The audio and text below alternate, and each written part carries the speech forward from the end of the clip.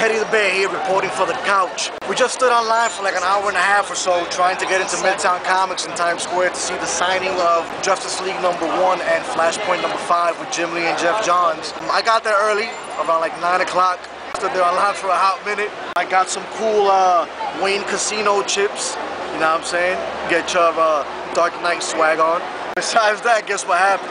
We didn't get in. After like an hour and a half, Rob came out and he told us we've reached the cutoff point for the signing. So we're just hanging out in Times Square, doing what we do best. No regrets. This is Teddy the Bear reporting for the couch. Before I say goodbye, I want to give a shout out to Extra Shining for coming up with a last-minute instrumental for the vlog, killing it last minute. Will Beats again for chopping it up. Ronnie Changles for never showing his face. We're gonna come up with some new things for you guys next season very soon. But thanks for watching. Thanks for supporting. Please comment and subscribe and give us that thumbs up because for some reason when you click on buttons, it makes me happy. It's Teddy the Bear, man. Signing off.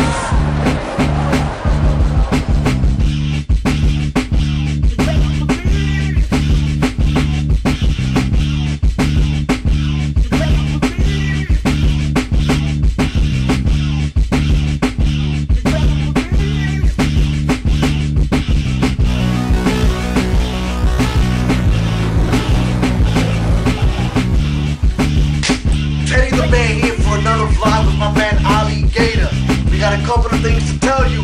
Remember, the 52 have arrived. August 31st, Midtown Comics, midnight signing of Justice League #1 and Flashpoint #5. Jim Lee and Jeff Johns. Guess what? We were there online, but unfortunately, they cut us off before we could get there, and we couldn't get it signed. But got a copy signed. You might want to insert the photo right now. Justice League #1 in pre-orders only has sold 200,000 copies, but still not more than 3 million copies from X-Men #1 back in the 90s. Jim Lee, remember the multiple covers? Yes. X-Men #1, Magneto. Magneto. You remember. Let's talk about 52 a little bit, folks. 52, brand new reboot, all 52 issues of DC. Start from #1. I read Justice League #1 and Flashpoint #5.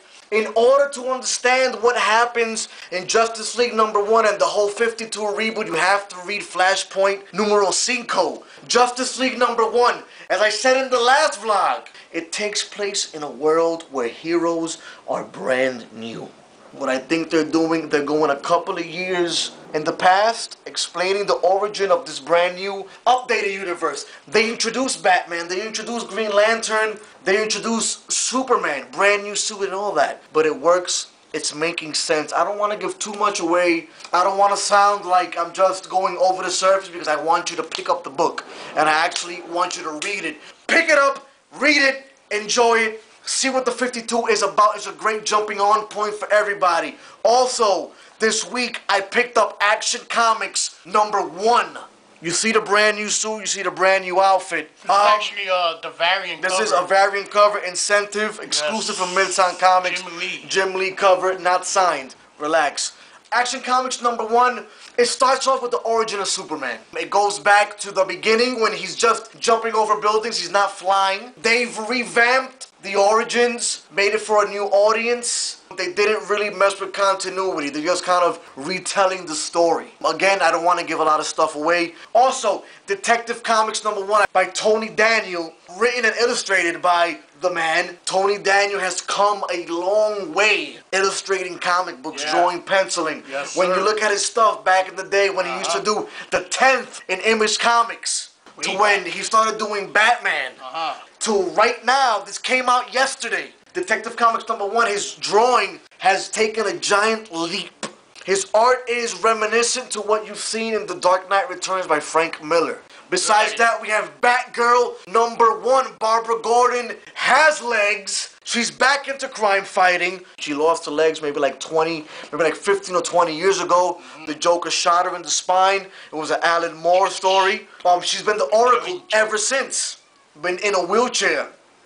All of a sudden, she has her stuff back. Gorgeous cover art by Adam Hughes. Awesome writing by Gail Simone, Birds of Prey. Yeah. Other stuff I picked up besides 52, Marvel Comics, Make My Marvel, Uncanny X-Force, Dark Angel Saga. This basically, long story short, for people who don't know about it, Archangel, he's slowly becoming Apocalypse. Alright, so all that Age of Apocalypse stuff is eventually going to happen. This is gonna hold up. Look out for this Uncanny X-Force. Besides that, we also have one very important issue. Very interested in. I want everybody to read this, check it out. New Avengers Annual #1. Written by Brian Michael Bendis and illustrated by Gabriel Del Otto. One of the greatest interiors I've ever seen in a comic. They break down every major event that's happened in Marvel Comics. They've gone from Avengers Disassembled to Civil War to World War Hulk to the whole Dark Avengers, and it's all Wonder Man's upset. Wonder Man doesn't agree what's going on with the Avengers right now. He thinks that every major problem in the Marvel Universe is associated to what the Avengers are doing. So he rounds up a couple of guys and he attacks them. That's what I have for comics this week. Pick those up. The 52 is definitely interesting. DC has been taking an ass whooping by Marvel. This was a risk by DC, but definitely it's interesting. New readers, jump on this. Long story short, get these comics, you're gonna like them. Fuck you! I'm in a good word, Brandy. Yes, Brandy. Brandy. Yes, Brandy. Brandy. Yes, Brandy.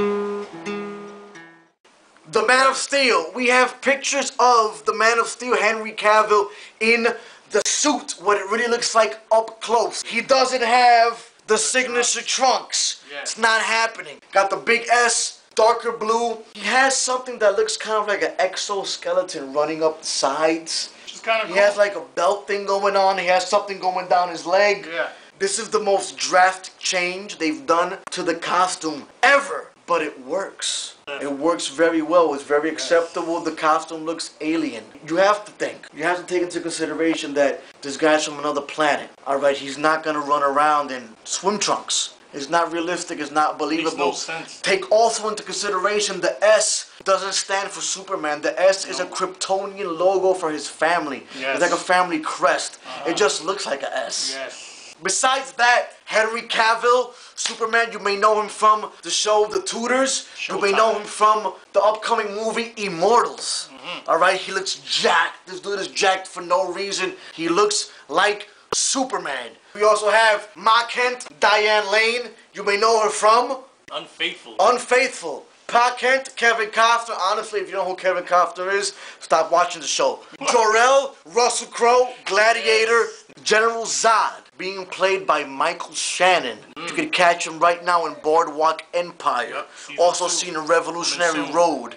He's in a motion capture suit. I'm not sure, nobody's really sure what's going on with the mocap suit, why he's even in a mocap suit, but Zack Snyder assures us and Michael Shannon that it's going to look awesome, amazing, it's going to look really good. They're going to have, finally, General Zod is going to be a general. Not like they portrayed in Superman until he was just General Zod, kneel before Zod. That's all you saw. Shout out to Terrence Stamp, beautifully done. But this General Zod is actually the commander-in-chief of the whole Kryptonian army. Also as Lois Lane, Amy Adams, you know her from The Fighter and Enchanted. For some reason, that gives me an awkward boner.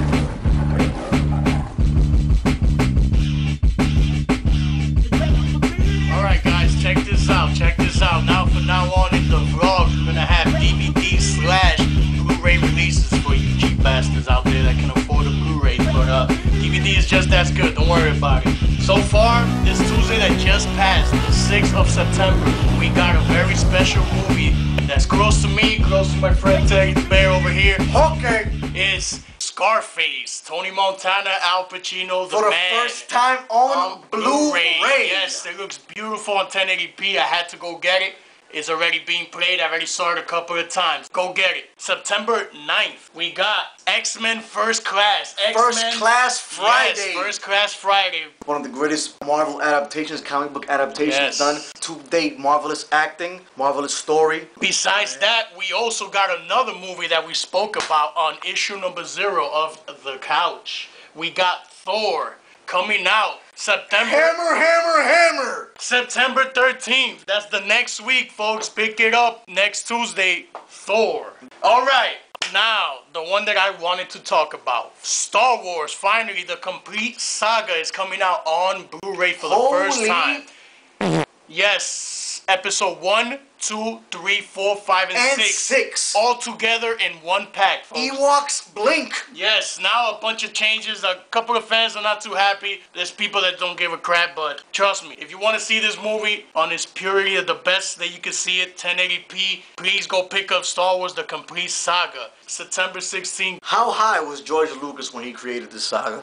Stay tuned to the next vlog, folks. We're going to be talking about all the other DVDs that are going to come out in October. So a lot of good ones coming out, too. We're going to keep you posted. Alright, folks. We got a big release coming out for video games this month. It's September 20th, Gears of War 3.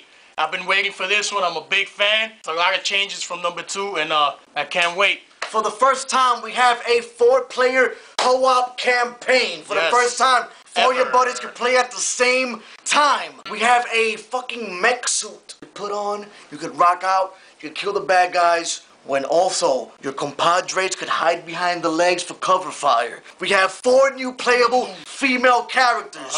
We have 2 new playable male characters. We also have brand new weapons. Yes. Besides the Lancer, now you got the Retro Lancer, which doesn't take as much bullets as before, but takes a lot of health. And we got the sawed-off shotgun, which was my favorite in the beta. I was wiping ass, bro. And much more. Multiplayer. We have Beast Mode, similar to Horde Mode, but this time you play as the Locust. You get tokens which can be redeemed for weapon upgrades to kick more ass. A big improvement from number 2. We also have Horde 2.0, which basically you're gonna hold down a spot. You're gonna pick your command post and you get to pick your perimeter.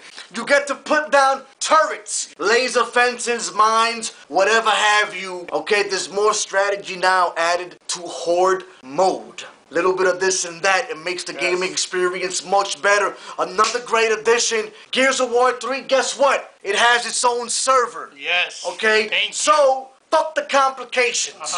No such more as glitches. Please, no more. I'm getting against the wall, and then I pop up that I'm over here. I'm getting shot, and I don't know who. What the hell? No more host. Now we got our own server.